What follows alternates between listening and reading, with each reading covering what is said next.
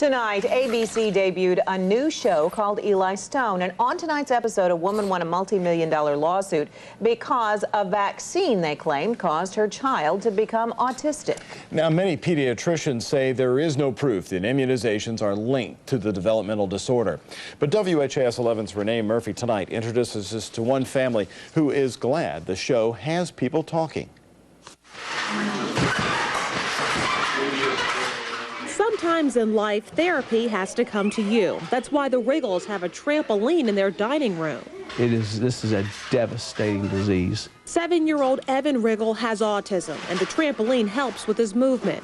For Evan, he's not potty trained, and there's no signs that he will be potty trained in the future. There has to be an eye and an ear on him 24/7.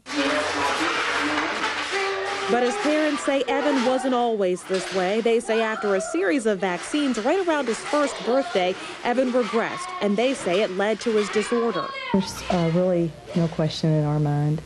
But there again, I really do believe it's a combination of a very aggressive vaccination schedule. They say their home video proves it. Evan.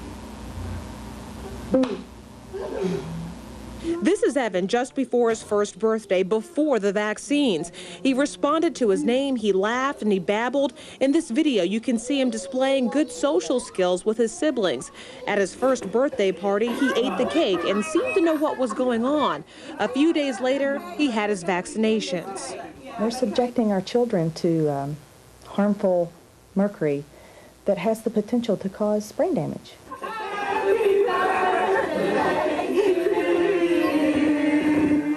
And a couple of days later, his family had another birthday celebration for him. They say he seems like he's in a fog. A few months later, he stopped babbling and stopped responding to his name.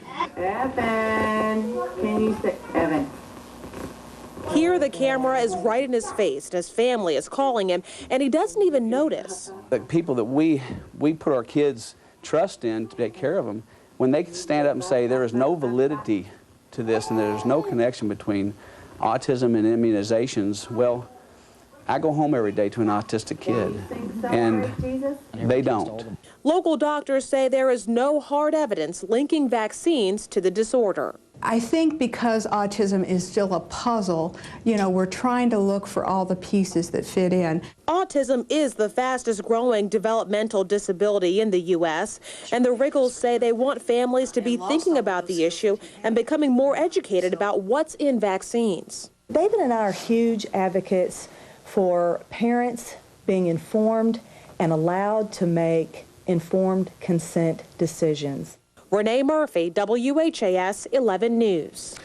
Autism is found in 1 in 150 births. 1 in 150.